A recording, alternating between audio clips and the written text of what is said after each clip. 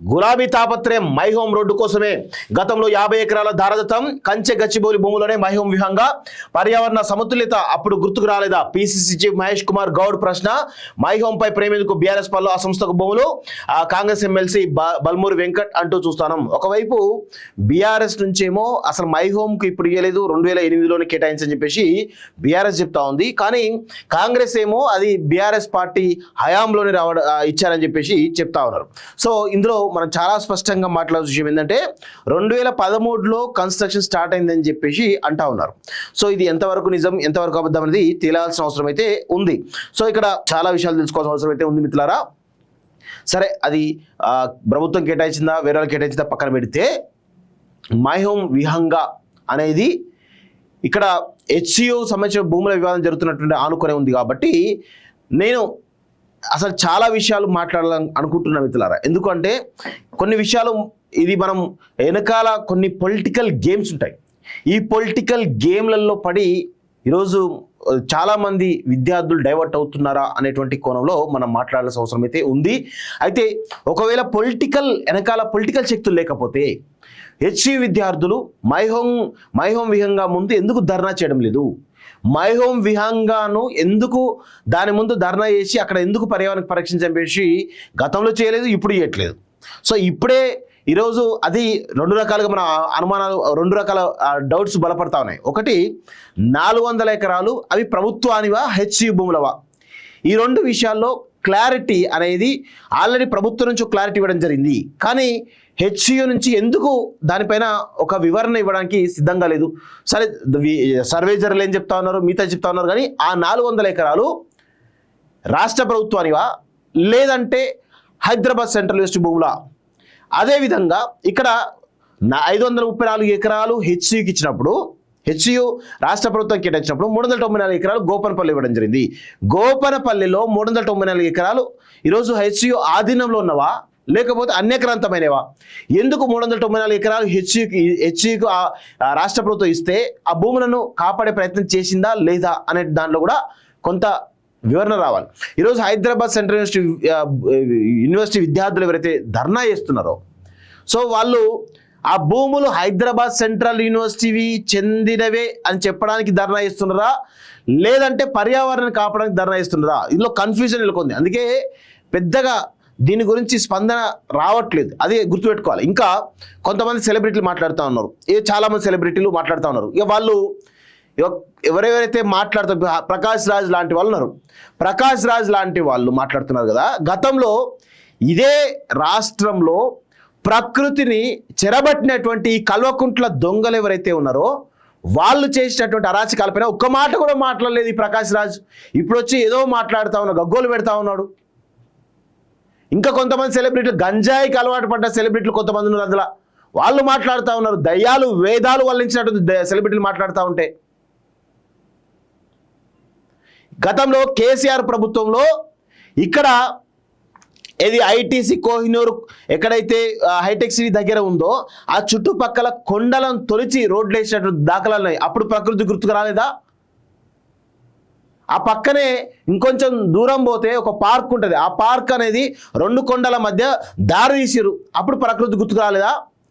Neopolis ఉంది, Neopolis దగ్గర My Home Rameshwar Rao అక్కడ కొండల్ని తొలిచి పెద్ద ఎత్తున అపార్ట్మెంట్స్ ఇప్పటికి కూడా కడతా ఉన్నాడు. మరి అప్పుడు ప్రకృతి గుర్తుకు రాలేదు వీళ్ళందరికీ, ఇప్పుడు ఎందుకు గుర్తుకొచ్చింది? అంటే దీని వెనకాల 100% మరి పొలిటికల్ ఒక పొలిటికల్గా ఒక గేమ్ ఉందా? దాని వెనకాల వీళ్ళందరూ పడతా ఉన్నారా? విద్యార్థుల్ని మరి డైవర్ట్ చేస్తున్నారా అనేటువంటి అనుమానాలు చాలా బలంగా ఉన్నాయి. యూనివర్సిటీ విద్యార్థులు దీనిపైన కొంత క్లారిటీ ఇవ్వాల్సిన అవసరం ఉంది, తీసుకోవాల్సిన అవసరం ఉందని చెప్పేసి కూడా కోరుతా ఉన్నాను. ఇక్కడ చాలా చాలా విషయాలు దాగి ఉన్నాయి మిత్రులారా, వెనకాల చాలా పెద్ద ఎత్తున ఘోరాలు జరుగుతూ ఉన్నాయి. సరే, అది ప్రకృతికి సంబంధించిన అంశంలో మనం మాట్లాడాల్సిన అవసరం అయితే ఉంది, ఖచ్చితంగా దాని గురించి మనం మాట్లాడదాం. కానీ దీన్ని కొంతమంది పొలిటికల్గా ప్రయోజనం చేకూర్చేందుకు మరి అందరినీ వాడుకుంటున్నారు అనేది చాలా క్లియర్గా తెలుస్తూ ఉంది. దీనిపైన అందరం కూడా మాట్లాడాల్సిన ఉంది. ముఖ్యంగా మైహోం విహంగా ఏంటిది దాని కథ, దాని కార్ఖాన ఏంది అనేది పూర్తిగా బయటికి రావాల్సిన అవసరం అయితే ఉంది.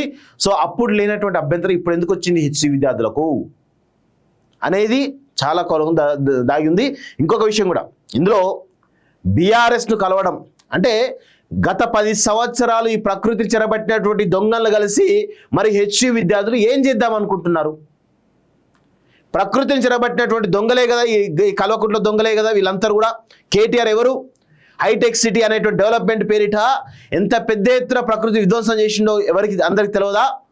ఈరోజు హైదరాబాద్ సెంట్రల్ యూనివర్సిటీ నుంచి హైటెక్ సిటీ వరకు మీరు తీసుకోండి, 2019లో నుంచి మ్యాప్స్ తీసుకోండి, ఎంత దారుణంగా గుట్టలను తొలిచి ఆ ప్రకృతిని చెరబట్టినటువంటి దొంగలు ఇప్పుడు మాట్లాడుతున్నారు.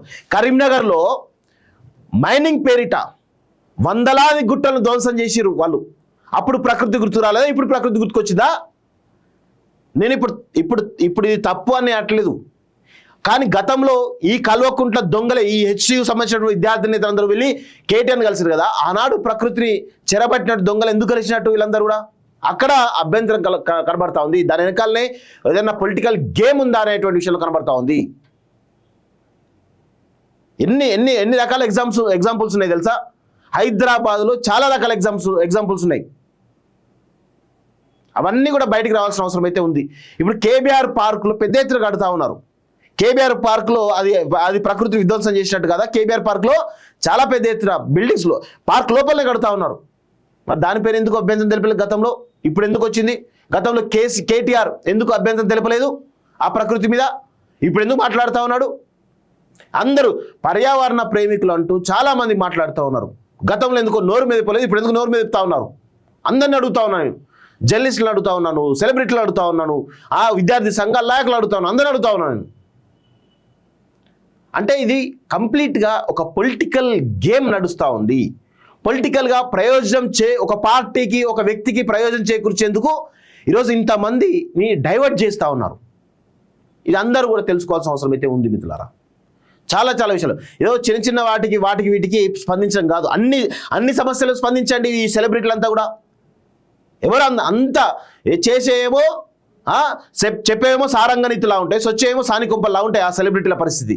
ఒక్కొక్కడు గంజాయి లేనిది సినిమా తీయడు, గంజాయి తాగంది, డ్రగ్స్ వాడంది సినిమా తీయడు, వాళ్ళు మాట్లాడుతూ ఉన్నారు. అందరి రంకుభాగవతాలున్నాయి, అందరి రంకుభాగవతాలు ప్రజలందరూ కూడా తెలుసు.